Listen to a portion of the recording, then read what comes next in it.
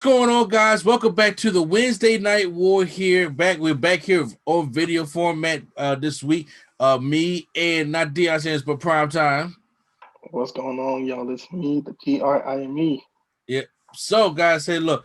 I know we got a lot of Royal Rumble things coming up for you guys, and our first live stream of the Royal Rumble coming this Sunday. So make sure you guys are subscribed to check that stuff out. But right now, it's the Wednesday Night War. We still got Dusty Classic stuff to go through. We still got the build up, the whole Shaq and Cody confrontation, sort of gearing up for Breach Break in winter and Revolution in March. So got lots to talk about there. So let's go right on into NXT this week. So NXT starts out with the Dusty Rhodes. We're in the quarterfinals right now, and we got MSK taking on Killian Dane and Drake Maverick. So off the back, I thought it was okay. I'm still not necessarily sold on the Killian Dane and Drake Maverick thing yet. I don't know if you are or not, but I was like, Killian Dane needs to be doing something much better than it. Oh Kill, yeah, yeah, Killian Dane uses Drake Maverick as a battering ram at times. Does little small man, big man things. But I don't. I'm still having trouble understand knowing both names of MSK. Who's the black one? I don't know the WWE names, The W but I name? know it was dang, I kind of exactly Zachary Wentz and Desmond Xavier. Okay. Was it? Oh, the W is Nash Carter and Wesley. Ooh, Terrible names. terrible names. Well, I don't know which one is which, but You the know what? character. A name that's more terrible, which I don't know why they changed, was Priscilla Kelly. They changed her name to like Gigi Dolan. Ooh, That does not sound like a championship name at all. But I used to think Caden Carter was bad, but you know, I can see worse. So like I said, I MSK Drake Mavericks down. So they do the tag team move of the push backflip, the push moonsault, where one will go for the moonsault, the other pushes them over to them to get the pinfall. That was good. Uh, but then meanwhile, Carter dives off the top ropes. I think Carter is the black one. And then I hate to do it that. I hate to do it that way though. But Maverick tries to roll up, but Ma- Maverick tag. What? It's hard for me. Please forgive me for sounding stupid, but I don't remember these guys' names. I'm trying to figure out which one it is. So I don't want I to keep don't know saying who black. is who. I don't want to keep saying black and white. I really don't want to do that. But they end up hitting the spinebuster blockbuster to get the win here. So MSK is moving on, and they are going to face the winners of Lucha House Party and Legado del Fantasma, which I do think is going to be Lucha House Party, which I have MSK advancing into like the final four type thing. So And update on the other member went back to Impact. By the way, who about David? the other member of this group of the Rascals went back to Uh Impact. oh, so this is So dumb as a you know, tag. So they broke up the group. well, no, they were supposed to all come together, but he, I guess, was weighing his options, and he went back to Impact. Oh, guess to do his own thing. Okay, well, Yeah, all right, well that sucks. Well, at least we got a tag team out of it, I guess. Uh we have Kurt Stein has a sit down interview, which I still don't even know who. First of all, only looking at Dave Burke show up at the arena, but then we get Kurt Stein with a sit down interview with Mackenzie. She asked what makes him special, and he said, "Have you ever driven 19 hours by herself?"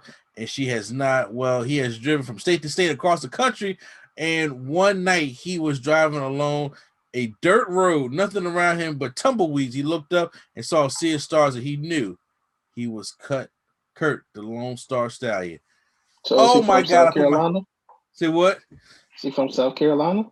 I don't know, but I was just like, so that is the best story y'all got to push this man high up to face the cruiserweight champion. Like, really? Not sold on him whatsoever. Same thing they did with Cameron Grimes. They just told him to say, "I'm going to the moon." That was But it. Cameron Grimes is entertaining though. This guy is. Is he? I know you don't like Cameron Grimes, but he is actually entertaining. He's actually entertaining. Next matchup we get is Dakota Kai and Raquel Gonzalez taking on Aaliyah and Jesse. What's her name? Jesse Kamea. It's Jesse Kamea from. I was like, whatever happened to the Robert Stone brand? Wasn't Mercedes Martinez supposed to be a part of this? And that just fell apart. Well, she was reckoning. I mean, Chatter or whatever they keep from and then she just came back and just like we just forgot all about it. So I was like, okay, well, the only thing good about this Robert Stone brand when it comes to Leah and Jesse was their attire look fire tonight. But Raquel Gonzalez is just hot. She goes and she hits Jesse with a hard clothesline, then does the one-arm power bomb and wins the matchup. This is my team. This is the Shawn Michaels and Diesel of the women, and I think they're the ones that's going to win the classic. I mean, I obviously do a lot of mixed teams here, but I think they're one of the more actually legit teams. At first, I thought Ember Moon and Shotzi Blackheart, but I really think it's going to go to those two. Then they get the shot at the tag team titles, because I know we say that she's going to probably be the one to go up against Io Shirai for the belt, but I don't even know if Io going to have that belt at that time. But I saw that she's going to get a championship match this year. But I think they're going to put the I think they're going to put the women's tag team championships on Dakota Kai and Raquel Gonzalez. What do you think? I don't know. I really don't know how they would work that out. I mean, usually anybody else I would say sure, but like you got the women's champion as one of the champions, and then like your greatest ever women's superstar as the other one. So I don't know how they would necessarily book that. I mean, it's a roll up, or you got lucky, of course, but I don't know how that would make Charlotte or Oscar look. I don't know. I don't even know if Charlotte's going to have it past this Sunday, but we'll get into predictions when we do our Rumble podcast later this week. The Way is backstage, and he talked, Austin Theory, and then Gargano hates to even bring up the name Kushida and don't even talk about him. Then we get a whole video of Scarlett reading tarot cards, looking very cryptic, scary, and sexy all at the same time. About Karrion Kross killing everyone. And we're going up to our next match. We get Tyler Russ with Malcolm Bivens taking on Rios. So remember last week I asked you what happened to Malcolm Bivens' tag team? Yeah, I think they were on something. I don't know what. So I found out what happened to those native guys. What happened? They took a picture and spoiled the Keith Lee, Adam Cole outcome, the Great American Bash on social media. Okay. They ain't been on TV since. They was like, they stripped everything away. So yeah, they were just on I don't know what this event was called. They was on TV though. They just came back for that Saudi Arabia thing, which we'll probably talk about that on the podcast if you want to. But, no, I didn't see it. I mean, I'll probably, for the people out there, I may check it out. But they when you definitely they just came back for that show. But before that, they've been punished for when Keith Lee won the double champion at Great American Bash. That was last year. They should be fired then. Yeah, and they spoiled the outcome of the match put on social media. They had her deleted, so we ain't seen them since. So nah, they should be completely fired, not just taken off of TV. They should have been fired for that, because that was a big moment. That was a big moment. I agree with you, but Velveteen Dream still got a job, so his was allegedly, His was allegedly, I guess. You know what I'm saying? Well, it ain't what the fans are saying. We get so Tyler Russ ends up beating Rios, and then so him and Malcolm, Bivens taking a picture in the crowd. Up next, we're back at the quarterfinals. The Grizzly Young Vets taking on Leon Ruff and Kushida. I don't know. I know you keep saying there's Balor and O'Reilly, and then there's Ciampa and Thatcher and Undisputed Era. I don't know. Something about the Grizzly Young Vets is sticking with me. They did go to the finals last year. Yeah, so it's something about them. Like, 'cause I think that they want to push a legit tag team right now, and I really think it may end up being MSK taking on the Grizzly Young Vets. I'm not necessarily sure, but Okay. yeah, so I'm gonna stick to that. But for right now, the match is pretty good. I knew they didn't have a chance in hell. There was a point Leon Ruff was sitting there going off, and he was diving through the ropes and jumping off the top rope and everything like that. He goes and he does his little ricochet back into the ring. I think out of Kyle O'Reilly and John Moxley's ricochet back into the ring, he has the second best one because I hate Kyle O'Reilly's with the bottom rope. I don't like that at all. Moxie's is cool because I believe Moxie's more, but Leon, I was like, oh, it looks kind of cool. That's one thing he can do good because other than that, he tries to go for. You know what? I don't think has he done that since he's been Moxley in AEW. He really hasn't since he's been Moxley. Yeah, because he said that's stupid. That's why. I didn't like it that much when he did it either. I liked it once in a while, but when he just kept doing it every single match, that probably was like a Vince thing. Like you can have a 2-second match, just make sure you do the little bounce thing. Yeah, you're right. You're probably right on that one. We get Ruff goes to the top for a swanton, but misses, which we've seen. I've been seeing a lot of missed swantons tonight for some reason in wrestling, and I swear I've seen like 3. Then after he misses the swanton, Drake kicks off Kushida off the apron, and they hit the ticket to mayhem on Ruff and win the matchup. So the Grizzly Young Vets go on, and they're going to face the winners of Undisputed Era or Ciampa and Thatcher. Now, what I'm saying is, Undisputed Era, you're not going to have them go but so far, especially if you got Finn Balor and Kyle O'Reilly in there. Then Timothy Thatcher and Ciampa, they are a team, but they're not. They still kind of rivals here, and then you got to think about it. They got to have a blow off. One has won, Ciampa won at the takeover, and then you had Thatcher won at the fight pit, so they got to have a blow off. So that's why I said I don't know. That's why I truly think it's either going. It's the finals is going to be Grizzly Young Vets and MSK. That's how I feel like this thing is going to happen. Well, I think at least as far as next week is concerned, Undisputed Era and Thatcher and Ciampa, you can easily have the tag team champions interfere in that match and cost Undisputed Era the match. Yeah, especially after what we see later on tonight. So oh man, I forgot to after the match, here comes the way. John Gargano comes down and beats up Kushida and Leon Ruff. Austin Theory's holding Leon Ruff on the outside while John Gargano gives Kushida the one final beat, and then behind Austin Theory is Dexter Lumis staring him down, and he kind of runs off, but they kind of stare each other down, and then they just walk off. Then we come back from commercial break, and then we get Kurt Stallion is down.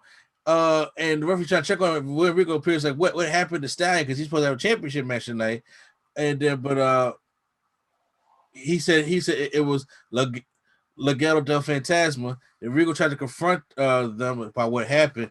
It hurt, and then he said if he ends up hurt again, he'll be stripped of the title, and Regal leaves. So Toni Storm comes to the ring, takes the microphone, says that she is going to do something that she won the first ever Mae Classic, so she's going to beat. I'm gonna just tell you real quick. Yeah. I was watching AEW at this time, and I seen so many Twitter posts. I was like, I might have to switch over to NXT right now. Oh, about that cake back there? Yeah, I was like, bro, y'all are going crazy. I gotta see what's up. Yeah, she was showing it tonight. She was showing it tonight. I ain't gonna hold you, you know what I'm saying? So Toni Storm says that she wants to hurt and wants to ruin and wants to take Io Shirai's championship. Io Shirai comes down and stares her down, says, you know, she don't like her. And then they just end up brawling, but then here comes Mercedes Martinez. You think she's going to probably help out Toni Storm because they were partners for the women's match, but that's not the case. She just throws out Toni Storm, but then Io Shirai fights back, and then she takes out Mercedes Martinez. And Toni Storm pulls her out the ring from avoiding the moonsault, but knocks her on the apron. So, you know, it looks like they could be building up to a triple threat matchup. Yeah, triple threat match would be I was gonna say different, but the last triple threat they had was Io, Rhea, and Charlotte. So maybe they could do another triple threat, or change it up, have a triple threat, but change the rules, have like a elimination or something. Yeah, But who knows? that could work too. Isaiah Swerve Scott backstage talking about his anger issues, and he says everybody puts the finger at me for being angry, which new for us. Then it comes to Imperium. We get a Imperium package because Imperium is about to come back strong. I think Walter is probably back into the States. Yeah, Walter is also very close to passing Pete Dunne's record. Mm. Walter's at like 600 and like 30 something days. As a champion. Yes, maybe 360. 800 and 660. So yeah, over 2 years. I got you. Yeah, Pete Dunne had it for 685. Mm. He's catching up. All right. Undisputed Era just once again said they're going to be 2-time Dusty Class champions. I doubt it. Swerve taking on Bronson Reed. I thought this was kind of good big man, little man match. Swerve tried to do all his speed moves, but Bronson just like push him out the way when he tried to go for a springboard flatliner. I thought that was great. But then he takes him and he gives him a diving armbar, then goes gives him the last call, and then goes for a 450. But Bronson Reed still kicks out. Then he goes and gives him a headbutt, clothesline, then goes for the tsunami and wins the matchup. So that was cool. I missed the Tommaso Ciampa promo backstage with him and Timothy Thatcher. I heard it was pretty dope though. So okay, I'll go check that out later. I guess it wasn't. Nah, I didn't. I missed it. I thought it was switching. Finn Balor and Kyle O'Reilly take on Oni Lorcan and Danny Burch. So this is not obviously not for the Dusty Class. It's just the Dusty Class. It's just a tag team matchup. So, oh, it's not. I could have sworn. I thought they was in the. I'm about to say because the winners of the Dusty Classic get a shot at the tag team champions. Oh, you're right. Okay. So yeah, yeah. so this is a regular tag match. You're right. You're right. Yeah. So now if Balor and O'Reilly are still in it, then probably have a chance, or it could have been better just for this matchup alone. So who knows here? Balor, does his thing, hit the sling blade. Kyle comes in there and hits all the martial arts, Mortal Kombat stuff that Kyle O'Reilly does do. And beat on Danny Burch. Danny Burch tried to go for a front drop kick. He puts him in the knee bar and he instantly taps out. And after the matchup, Pete Dunne come down to jump Finn Balor and they beat him down. And then Pete Dunne has his fingers as Undisputed Era is coming down the ring, snaps his fingers, and they all come down to the ring and they all leave. So that's how NXT ends this week. So we're obviously building to more things. I think you said the next takeover is in February. Valentine's. Yeah. So I think we're gonna get Pete Dunne and Finn Balor at that one. The winner of the Dusty Classic, or probably the finals of the Dusty Classic for both men and women, probably gonna be on that show. And Dexter Loomis, or the Koshida, and then the cruiserweight. Yeah, so the triple threat women. I think that's probably what the takeover card gonna look like. All right, time to go over to AEW Dynamite. You did see Dynamite and everything, right? Mm-hmm. Yep. So we start off with Lance Archer taking on Eddie Kingston here. So obviously they've been building this rivalry ever since that whole Casino Battle Royal thing, haven't they? Yep. Yeah. Well, they've been building up, then they kind of went away from it, but then they kind of brought it back a little bit.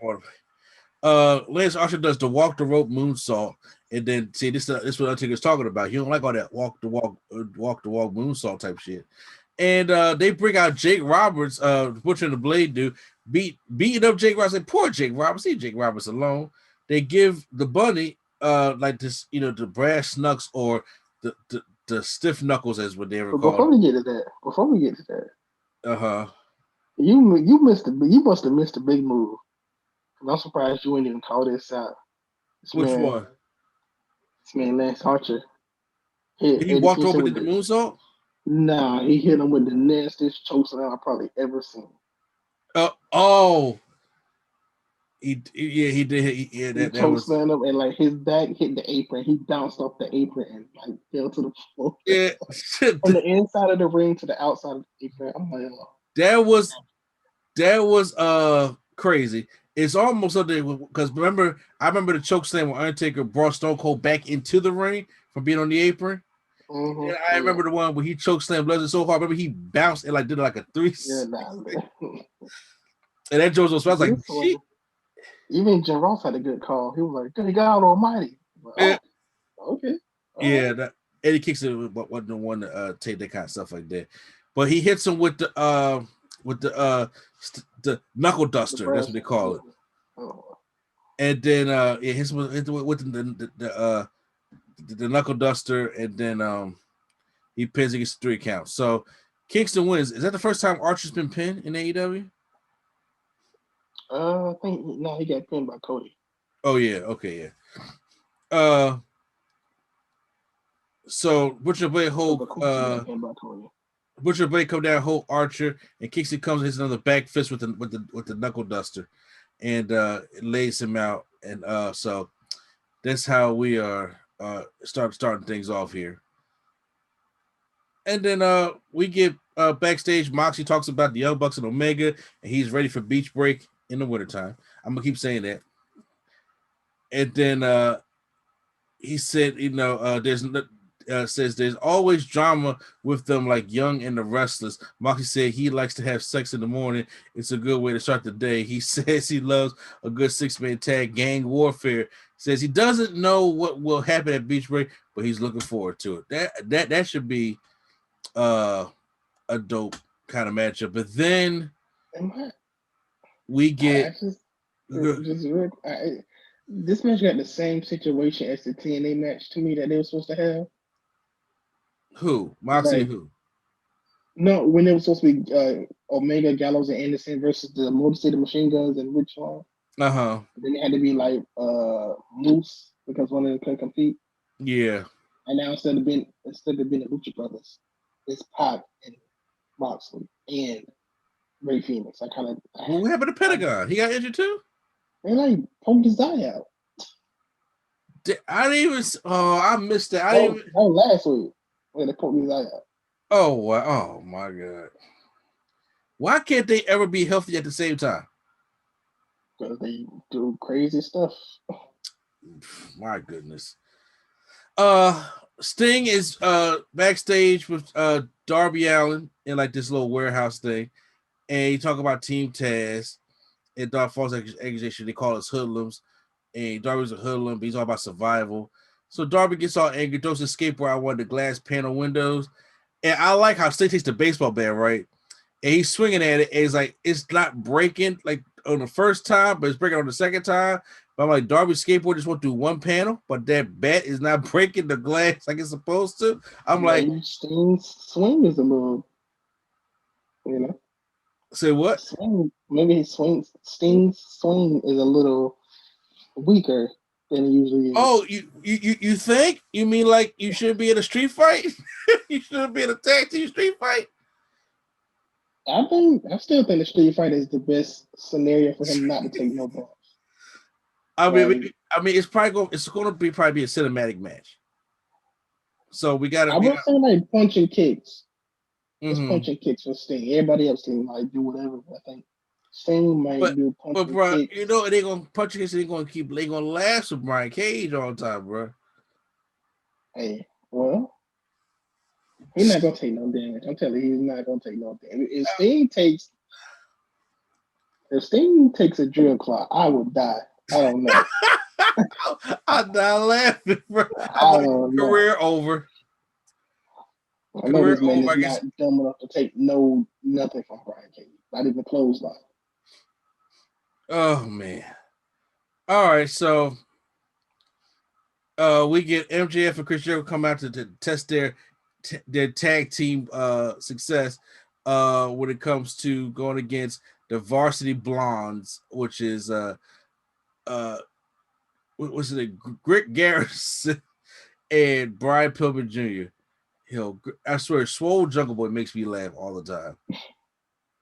I don't know why they just got a team. That could be a whole game. Grit Garrison and Brian Pillman Jr. Every time I see them, I just think about what you would say because you'd be like, "Oh, they so boring." But they beating up and down Chris Jericho. Brian Pillman Jr. comes off the top rope, but then Jericho hits a Judas effect and then hits a lion saw because he want to make up for that lion saw last week and gets the 3 count on them. So Jericho and MJF win. I still don't know why he even went for it last week. Like before he was even going for it, he was stumbling. And then stumbled when he got up. I was like, you could have. I guess since he's like, I'm Chris Jericho, I can do it. But, I think he should have waited a second because he was already stumbling before he got to the rope, and then stumbled on the rope, which in turn made everybody go, "Oh, you can't do it no more." Okay, you can still do it. You just gotta get your footing right. Yeah, I was saying because at that time he looked old doing it. Pac has a video saying Kenny is taking liberties, saying he acts like he owns a business, and saying, and they call a pack of animals. Well, he's ready for the consequences of their actions next week. So now we got the Shaq and Cody Rhodes thing. So Shaq, who is clearly, if anybody watches basketball like I do, shout out to the Sixers for beating the Lakers in the last little bit thing tonight. Shaq is clearly in the inside the NBA studio, is he not? Yeah, I'm pretty sure they had some games on TNT. No, I don't know. Yeah, he was just saying, he calls out Cody, so you just see the time of day, sitting there with your little blonde hair, looking like a punk. He said, better yet, he said, why don't we do the match in March? Tony Schiavone brings Cody out, and Cody don't do the whole pyrotechnics, but he do enough. I'm gonna just say, I don't like this angle for Shaq. Say what? I think Shaq can only be a face. Like, cause I don't take him serious. Shaq can be a heel.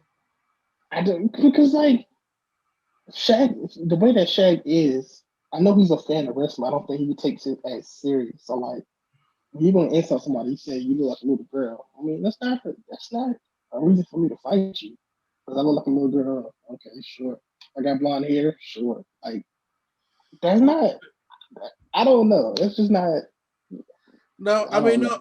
I mean, I feel what you're saying. Like I say, because first of all, talk about Shaq being a center. That'll get him pissed off. You know what I'm saying? Because Shaq is talk about do something like Charles do. Get tips from Charles Barkley or something.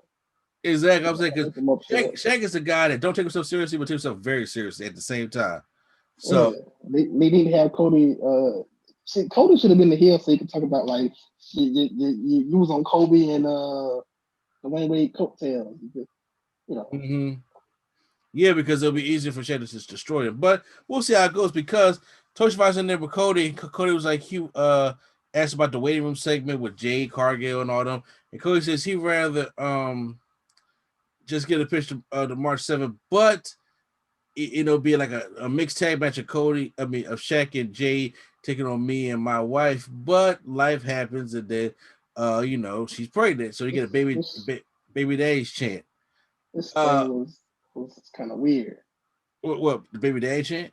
No, like the kind of the segment was kind of weird in my opinion. Like, well, then here's the part I like when he said, "Look, last week, the coach honestly, I got chewed out backstage because because of remember you should say that like, why in the hell is Cody Deaner taking? I never understood that. Taking Cody to the limit, like." Get his ass out of here! Like you should be having a hostile match with it. He said, so he chewed your ass out. He said, now look, I was there back when your father on the night the date of 1985 when he was going to get Tully Blanchard. And after the match, he made sure he ran all the way back to the hospital to make sure he made it to see the birth of his son. So he basically let him know what it's like to be a man, becoming a new father, and all that stuff like that. And then he says that Shaq has dominated the league for 19 years that he was been in, and I'm pretty sure every room that Jay walks in, she dominates that room. So he said, but I want you to check something now. So then here come Red Velvet, and I'm just like, so we had to replace Brady with the other black girl that people be mixing her up for. I got two things to say about that. For one, Shaq did not dominate the league for 19 years. Let's get that straight right now. I'm about to say, Shaq kind of like cooled down in 2007. It was a good 12, 13. Phoenix Suns hit, and his career did too. All right? No. Okay, fine. When he got to Cleveland. Because when he went to Phoenix, that first year he was an all-star in Phoenix. When that Cleveland Boston era hit, no, Shaq wasn't Shaq no more. Cleveland, it was like, oh, we got Shaq and LeBron, we about to do this, and then Shaq came out with number 33, it was falling all over the place.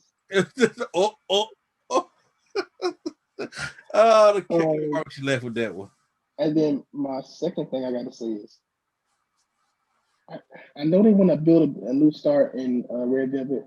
Why not get Big Swole? You know what? That's a good. I agree with you on that one. I would have got Big Swole also. Is she just too much personality? No, but that's what you need.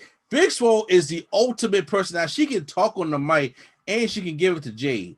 Big Swole, but also she's smaller than she is. Arlen was like, yeah, I see somebody with fire, and then Red Velvet came right there. I'm like, she's like 4 feet of fire. I mean, you ain't got that much fire compared to Jade Cargill. Come on. No, then she came out there looking like she was about to beat up Cody. I'm like, I don't know if I believe this or not. No, I mean, look, I know they try to make a good thing of Red Velvet, and I'm telling you, they probably got Red Velvet because she resembles Brandy. Because first of all, Brandy wasn't going to do nothing with Jade in the first place. You know that. Yeah. I don't even know why they started the angle when they knew she was already. Yeah. If she happened to have like an actual bump, like a big bump when she came out that next week. Me personally, I agree with you on that one. I would have got Big Swole. Big Swole would have made it more entertaining.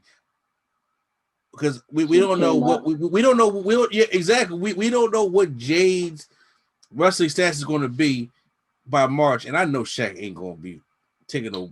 You know, another thing of it, why wouldn't they put an experienced woman to help Jade if they don't know how she is? I mean, Red Velvet is experienced though.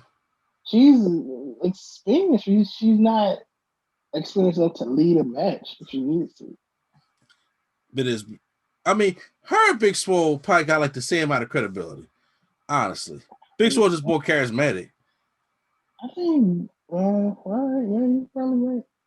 I mean, like I said, if you look back at the years when they both started doing stuff, like they got the same amount of things. Like Big Swole, obviously, is more cut. She's more, girthier than Red Velvet is, and she has more personality.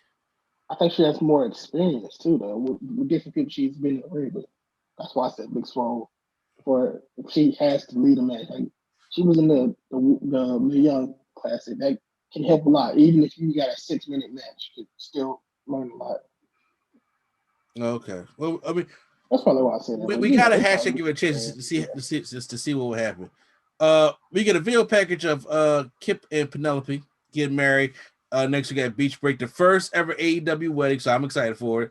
With another one that's gone Say what? Another one is gone, taken away. I think it's gonna be dope. The first AEW wedding. We'll see. Let's hope it's a snake in the box somewhere, and it comes out and tries to bite Penelope. Yeah. Heyman Page taking on Ryan Namath. Remember when I texted you and said, "Why don't AEW have any jobbers?" Yeah, they do. You just don't watch Dark. You heard of Danny Limelight. I'm about to say, bro, like this, Adam Page just took him out completely, but he did. He's like, let this kid get office. This kid even got a graphic for a versus screen against Adam Page. He shouldn't. Big Money Matt, which I told you was Big Money Matt, is out there.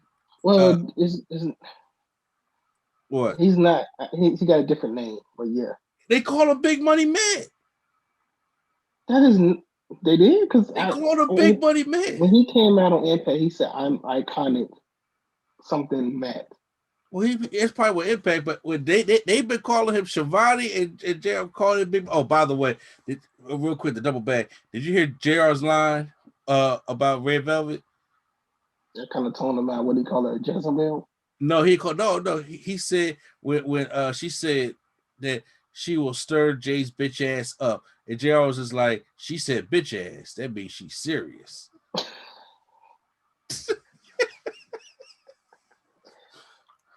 All right, I'm gonna need JR to go. No, away, you please. gotta watch it on YouTube. You gotta hear it in his voice. He JR was to like, go she away, said, please. bitch ass. That means I'm she's gonna need serious. him to go away. I knew that was gonna bring something to you, bro. I knew it was. I said I no problem to hear this yet. So yeah, Hangman beats him with the buckshot lariat, and Matt Hardy. Hangman tells Matt Hardy to come back to the ring. Tony Schiavone comes in there. He says, "Look, you're a good person. You deserve to be happy. And I see you in the dressing room. You know, you're dressing out in the hallway and stuff now. Well, I have a huge dressing room, and it's that down the hall. And you know what? You're always welcome to use it. So there you go." I mean, in the BTE storyline, he stole the biggest locker room, and he's like leasing it. It's just weird. I don't know how you do that, but all right. Dax Harwood taking on Jungle Boy. So the whole gimmick of the match is Luchasaurus is out there, and both oh God, what's the other one's name? Dash Wilder and Tully Blanchard are gonna be handcuffed. Cash Wheeler. You know, I got these AW names. And Cash Wheeler are gonna be handcuffed to Luchasaurus, so nobody can interfere in the matchup. So we get a good matchup between these two. I'm talking about there's the point where they doing all kinds of the whole back and forth for the roll-up split, do the bridge and all that kind of stuff like that. There's a backside from Jungle Boy and a series of suplexes, but Dax fights out of it, and he's a DDT for a 2 count. And I mean, you get a little small. This is awesome chant. Jungle Boy knocks down Dax and gets the reverse pin. There's more pinfalls. And then Jungle Boy locks in the snare trap on Dax, and then Tully Blanchard and Dash Wheeler are trying to get in the ring, but then Luchasaurus is holding them back because they're handcuffed. And then Dax taps out. Jungle Boy wins. So as he taking the handcuffs off, Tully throws the powder in Luchasaurus's eyes, and it bounces him on the ring post. Then they end up handcuffing him. Or they go in there and they give this man is 70. Oh. you make me laugh. They go and first they attack Jungle Boy, and they hit Jungle Boy. I forgot what moved it. It wasn't their finishing move. I forgot what it was. But then they take Luchasaurus up, and they get this man and Tully Blanchard on the second row, and he jumped down, get him a spike power driver, falls all on him. He took a bump from the top. I'm like, bro, this man is 70. I thought he was just gonna do it and land. He did it and fell. I'm like, that's why you shouldn't do this. You know how much force you gotta come down with? It's just like, cause he was all over everybody. You don't gotta put your full body weight on it. he came down and just roll. I was just like, yo, Tully, bro, yo, check your back when you get into the back, man. Seriously. Then they handcuff Luchasaurus and cut the horns off to his man. He's gonna have problems getting up, honestly. When he got it, he was like, my hip. You can see him saying my hip. So I don't know if that was playing. I don't know. Dr. Britt Baker, DMD, taking on Shayna. And it's okay matchup here. She ends up getting the net breaker on Shayna. Then she goes and she applies the lockjaw. She taps out after the match. So real quick, he says something similar in this match to Britt when she got the glove. I think he said when she got the glove, that's when you know it's serious. Something to that extent. Well, you gotta go back here to Red Velvet. I'm telling you right there, whatever. That, I don't even think I want to. That bitch ass. You know that means she's serious. So she attacks her and then applies another lockjaw, but here comes Thunder Rosa come out. to save her, and if they run away, Rosa will be fighting her at Beach Break next week. I didn't see the MJF looking for Sammy and talk about that stuff like that. I missed all that part. Basically, Sammy was like, I know what you're trying to pull here. And MJF was like, I'm not trying to pull anything. I'm not playing any games. Sammy was like, I don't play games. MJF was just like, that's how you want to do it? All right. And then walked off. So I think MJF is just going to start framing Sammy for stuff. The Young Bucks and the Good Brothers take on the Dark Order. Let me just say, I don't know what happened to the Good Brothers. I think they lost some IQ points. Or since they free, they can say whatever. They had like a pre-match promo, and I'm like, just why? It's like literally just Gallows is just like humping his belt. He's doing like swinging it up. It's like, why? Just why? Why is this your gimmick? I don't know, but I mean, they're putting this awesome position, I guess, especially with now they work for Impact and it looks like AEW at the same time. They crossing over back and forth. So that's probably how they get paid a lot of money. So good matchup here. John Silver gets the Cesaro spot. Remember when Cesaro was going against the New Day and he ran outside the ring and he like double foot stomped and did an uppercut. Now, real quick. Yeah. I don't know why you had to say remember and to describe it as if the whole world don't know that's the greatest hot tag of all time. Yeah, exactly. Like, you could have just said remember Cesaro. Everybody like the greatest hot tag ever. Of all time. But I was bringing it up because John Silver didn't make it look that great.